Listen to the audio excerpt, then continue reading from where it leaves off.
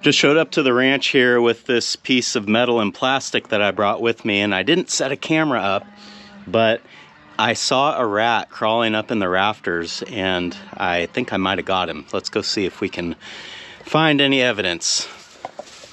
So he was right up there. Well, I don't see anything.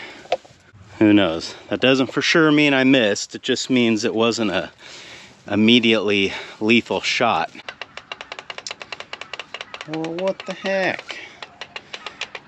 This trail camera didn't pick up anything, which it should have at least picked up me like setting it up or walking in front of it, but there is literally nothing on here. Well, the trail camera failed us last night, but that's okay. I can still kind of tell some things. First one, there's nothing in the good nature trap, and the indicator is telling me that it never was set off.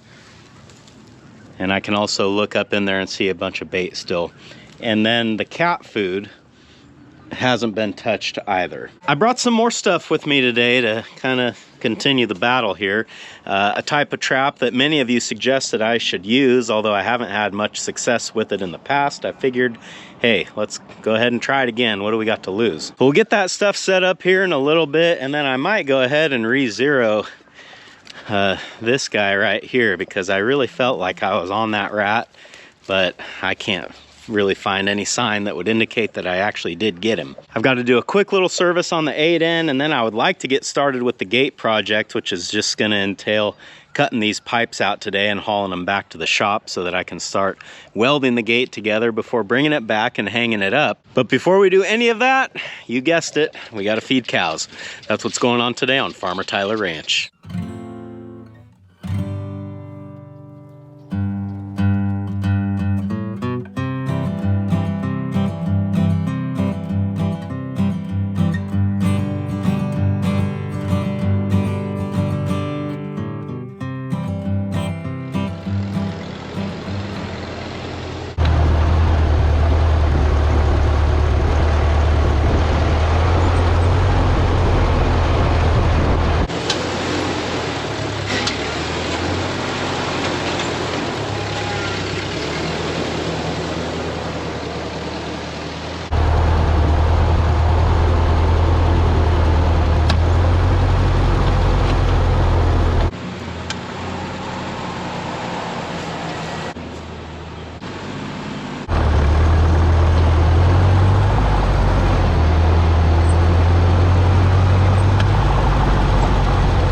I'm gonna park the 8N over here by the truck for now, because in the truck I've got air, oil, grease, all the things that I need to perform not a complete service, but you know, just a little freshen up for the old girl. I'm using the New Holland to drive the bales out because I learned yesterday that I really prefer the New Holland when it comes to driving a bale through the corral. I drove through there yesterday with the 8N and it was a little dicey. We almost didn't make it, and that's just because it's a two-wheel drive tractor. You've got all that weight on the front, and you know, it's just what happens.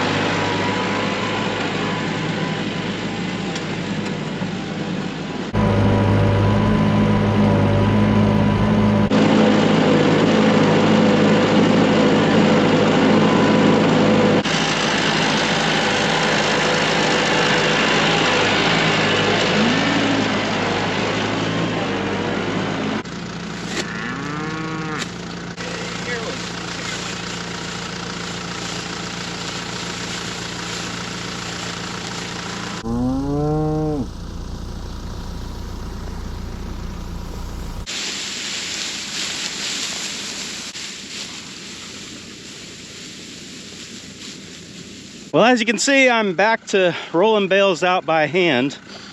The whole strategy of just dropping the bale in one spot and letting them eat it, which is what I've been doing, I was really only planning to do that with the big 6-footers, because there's enough hay in the 6-foot bales to give them plenty of feed to get through a day.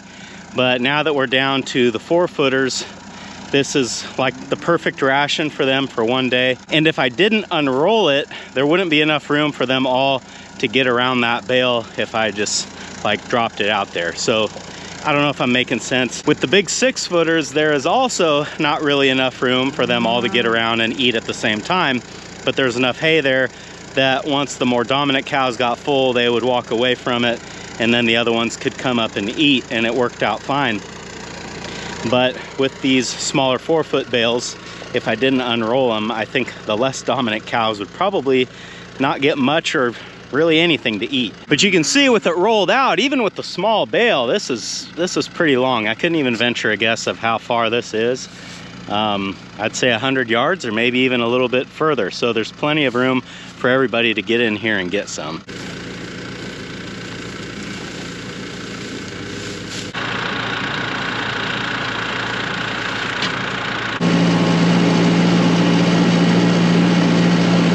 And for those of you that are gonna ask me, where's the bale unroller that I've been talking about making? Don't worry, I actually do have it. It's just still up at the steel yard. I haven't cut it up and welded it together or paid for it yet.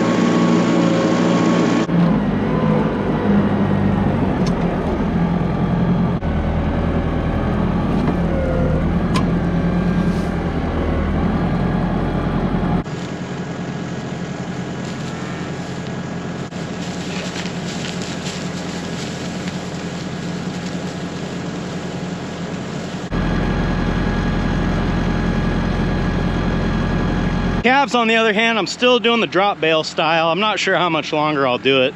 I'll probably start feeding them up in the feeders here before too long. But the reason that I'm doing it this way with these guys way down here at the end of the pasture is because what do you notice about where they ate this last bale, or what's missing, I should say?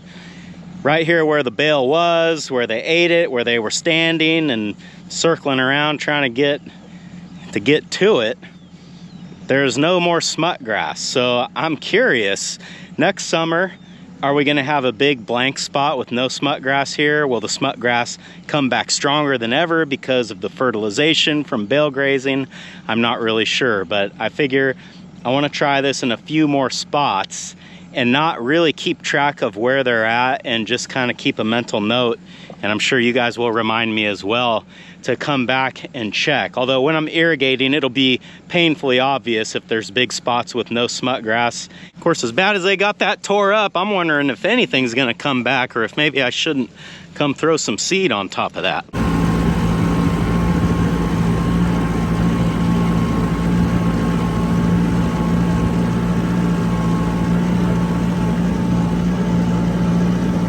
You seeing this? They are just never satisfied.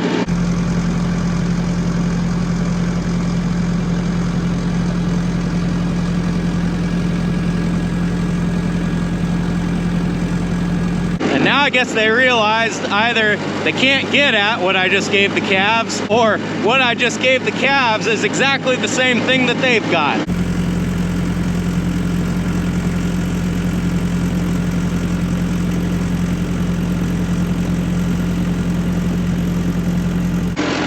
I guess some of them had to double check.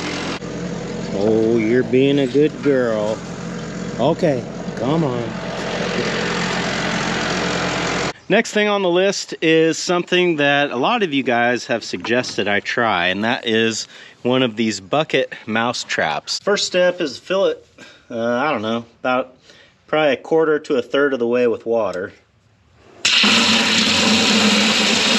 And then up here in the front is where we're going to put all the bait.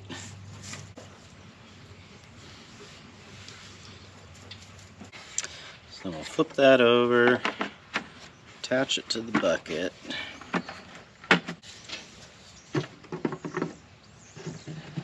So the idea here is that when the mice walk out on the black part, it's stable up to this point, and when they get beyond the balance point, it'll just fall down and they'll slip into the bucket like that. And I think the key to this working is going to be placement, so let's go see if we can find a good spot.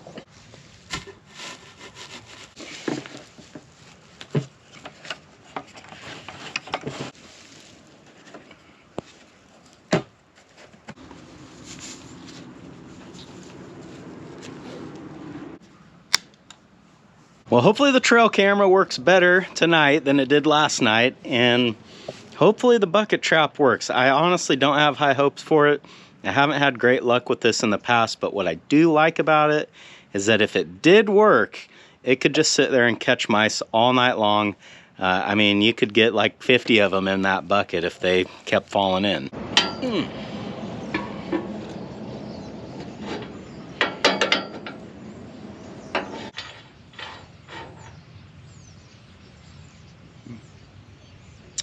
It's actually not as low as I thought it would be. As many of you know, this is an old tractor, and because it's an old tractor, you got to work on it a little bit differently. In this case, the loader has its own hydraulic reservoir separate from the tractor, and this is where you fill it right here at the top. Ooh, can't always do that.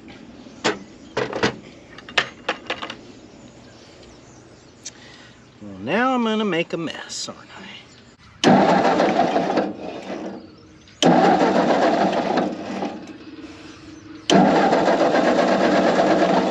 I've got the key turned off so the tractor won't start. That's another thing that you wouldn't see on a modern machine. The key switch and the starter button are actually a separate thing on this tractor. So it sucked down a little bit of that oil, but yeah, not all of it.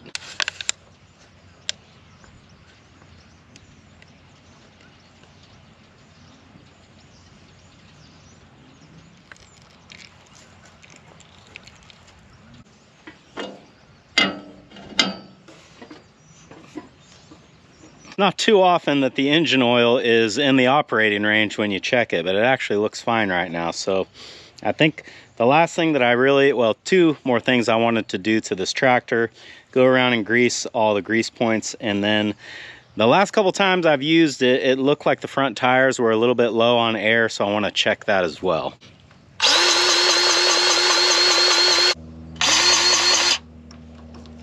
Now, of course, you should keep up on maintenance, keep everything greased, and, you know, realistically, I think people make an attempt to do that, but especially on a machine that you're doing loader work with, and even more especially on a machine that probably wasn't really necessarily designed to do loader work, you definitely want to keep the steering and everything greased, because you're putting extra strain on that probably wasn't really intended to have. That's taking it. And then same thing on the other side. And I guess I better do this tractor while I'm right here with the grease gun.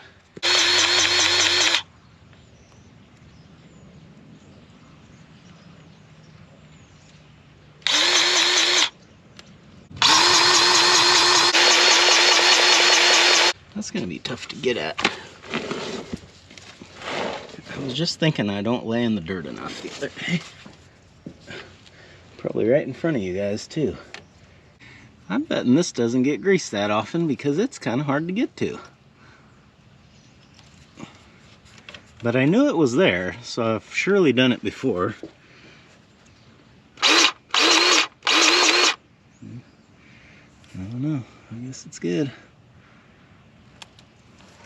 Yeah, I guess we just may as well do this too. Well, you think you're just gonna grease the steering and it just kind of takes on a life of its own. I need to blow that radiator out. I may as well blow the air filter out because I'll be right there. And I know the 8N needs the radiator blown out as well, so sounds like we need some air.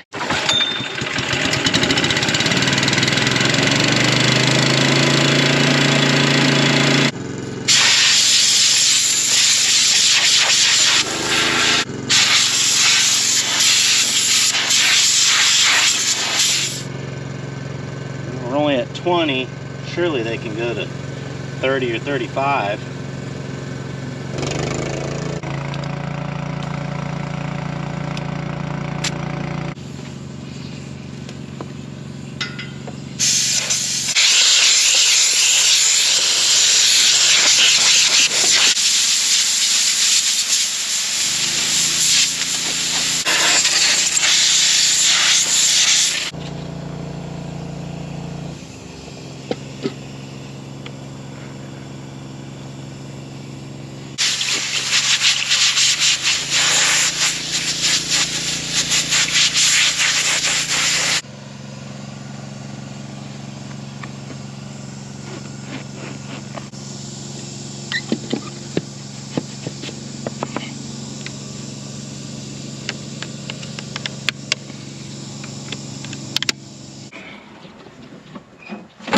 New Holland is due for an oil change and probably needs a new fuel filter by now. I try to do the fuel filter like every other oil change, and I try to do the oil change once a year, but that doesn't always seem to happen. In fact, it looks like we're 2 years going on 3, but you know, I don't put that many hours on that tractor, so I'm not too worried about it, but it probably does need to be done. But anyway, tractor servicing was only supposed to be a small part of the day and the video, and it kind of turned out to be a little bit more. What I really wanted to do today, and now I've got barely any time to do it, but it was to get these pipes cut out of this fence here on the bullpen.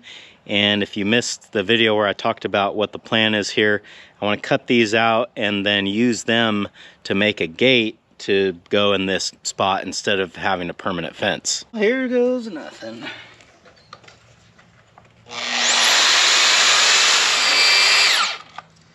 Well, we might need a torch to do this job. What do you think? I think maybe we do. I had a feeling that maybe the bandsaw would struggle with this a little bit, and it was worse than I thought.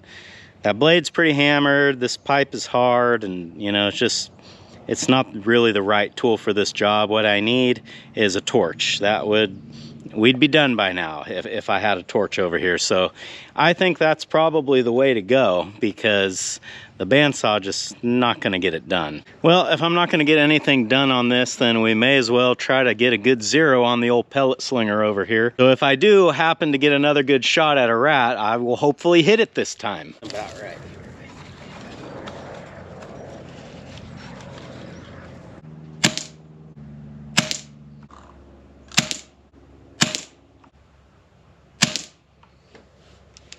Well, let's see how we did. I was aiming for this dot here. We've got 1, 2, 3, 4, 5 in the same hole there. It's about a 1-inch group, which is not that great, but it is definitely showing me that we're shooting a little bit right and a little bit high. So we want to move it to the left. Let's try 1 click. And I'm going to move it down. Try 1 click. Okay, let's try it again. Well, we're getting better. We're still a touch high. I think we'll go down 1 click on the scope, and then we should be, that should be pretty close. Try there.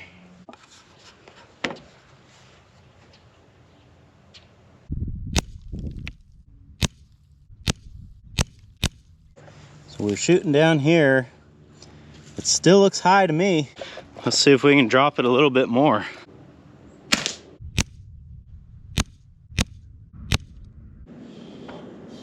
Well, I think that's gonna get me close enough. If I see that rat again, it's gonna be a different story this time. I gotta say, today was very relaxing for me.